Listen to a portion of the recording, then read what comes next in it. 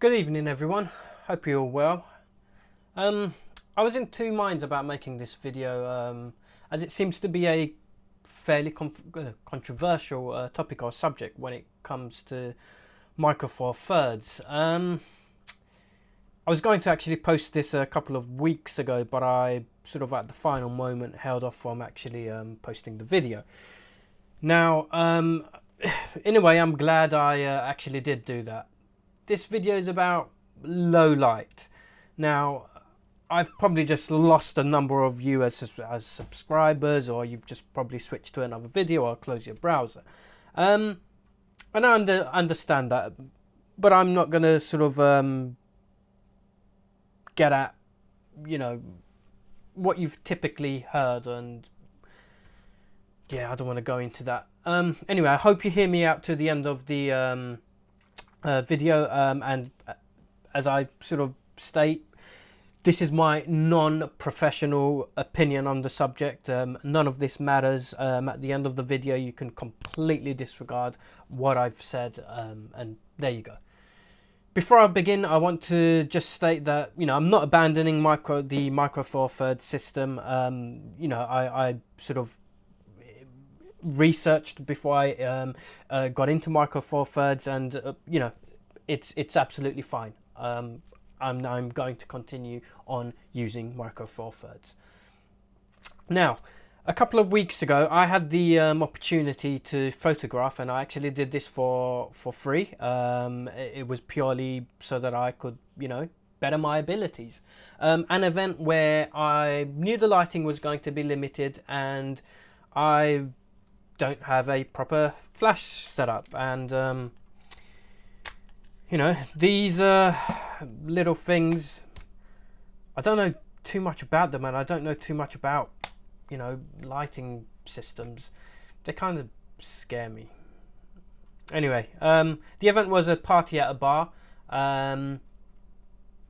Low lighting, as I've mentioned, and different kinds or different types of lighting, so the color temperature wasn't the same. This posed quite a few issues for me, but anyway, I just thought, all right, deal with what you got. You can't dictate anything of the night. Just go and take pictures. That's what you wanted to do, and you got to do it anyway. I didn't use the lens that you're seeing that's on the camera. This is the 12 to 32 pancake lens. I actually used this 25mm f1.7, I believe it is. This is the Plastic Fantastic Panasonic 25mm.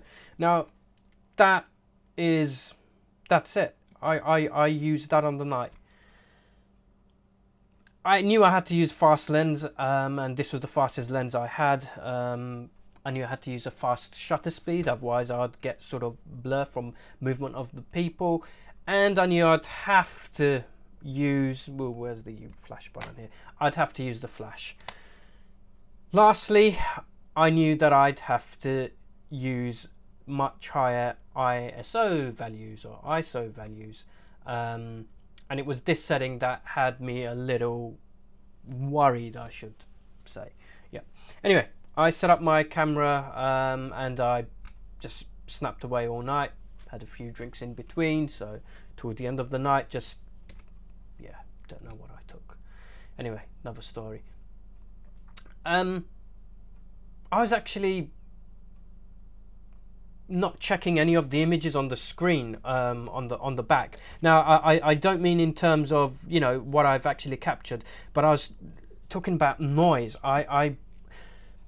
I use ISO values going all the way up to 12,800. Now, I know many of you will say, well, on a Micro Four Thirds system, that just, they're a bit unusable because there's just way too much noise.